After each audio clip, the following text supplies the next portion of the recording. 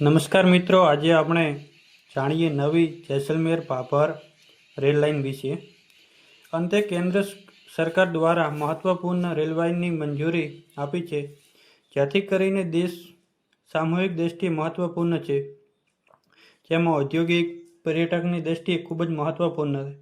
આ નવી પરિયોજના જેસલમેરથી બાડમેર ભાભર રેલ પરિયોજના અંદાજિત 30 વર્ષ જૂની માંગ છે.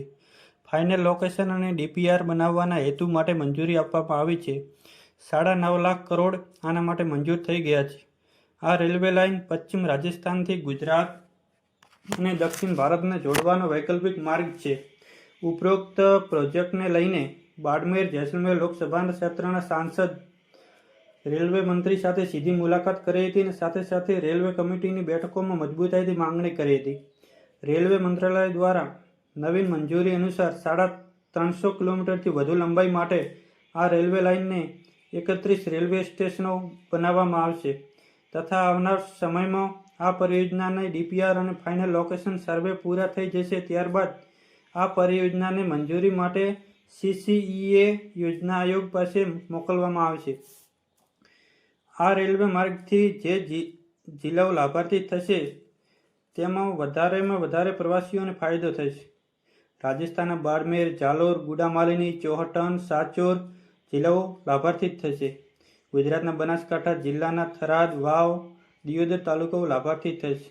આ પરિયોજનામાં કુલ મળીને 50થી વધુ મોટા પુલ બનશે, 256થી નાના બ્રિજ બનશે કેનાલો ઉપર, 31 રોડ ઓવરબ્રિજ બનશે અને 56 અંડર બ્રિજ બનશે. 2 જંકશન આ યોજનાઓમાં બનશે. 19 રોડ ક્રોસિંગ બનશે. આ પરિયોજનાઓમાં રાજસ્થાનની 986 હેક્ટર અને ગુજરાતની 246 હેક્ટર જમીનની જરૂર પડશે. ભૌગોલિક દ્રષ્ટિએ આ ક્ષેત્ર ખૂબ જ મોટો છે. દેશની સુરક્ષાની દ્રષ્ટિએ આ ક્ષેત્ર ખૂબ જ મહત્વપૂર્ણ છે. આંતરરાષ્ટ્રીય બોર્ડરના કારણે આ રેલવે લાઇન ખૂબ જ ઉપયોગી થશે, જેમ કે રિફાઇનરી, ઓઇલ, પર્યટક અને ધાર્મિક ક્ષેત્રોમાં આવવા જવા માટે ક્રૂડ ઓઇલ, કોલસો, ગ્રેનાઇટ ખનન, સીમાવર્તી જેસલમેર, બાડમેર, સાચોર સહિત અનેક જિલ્લાઓને જોડતી આ મહત્વપૂર્ણ પરિયોજના લોકોની લાઇફ લાઇન કહેવામાં આવે છે. વૈશ્વિક સ્તરે રામદેવરા, નાકોટ, કીરા, તનોજ જેવા ધાર્મિક પર્યટકો માટે આ રેલવે લાઇન ખૂબ જ મહત્વપૂર્ણ સાબિત થશે. ક્ષેત્રની દ્રષ્ટિએ વસ્તીની ભાવનાઓને ધ્યાનમાં લેતા કેન્દ્ર સરકારે આખરે આ પ્રોજેક્ટને સ્વીકૃતિ આપી છે. આથી રાજસ્થાન અને ગુજરાતના પશ્ચિમી વિસ્તારો અને દિલ્હી, મુંબઈ, અમદાવાદ અને દક્ષિણ ભારતના પુણે, હૈદરાબાદ, બેંગલુરુને જોડશે. આ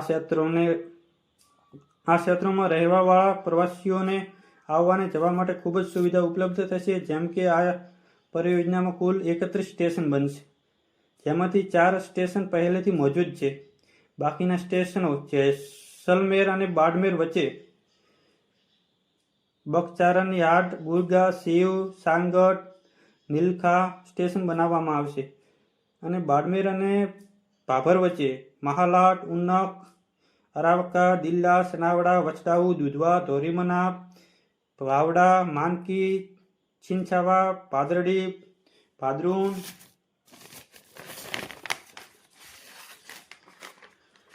સરદાના, કસાકે, રતનપુરા, ભોરોલ, ભાચર, થરાદ રોડ જંકશન, મોરિકા, સનેસડા, સુવાલા અને ભાભર સ્ટેશન બનાવવામાં આવશે.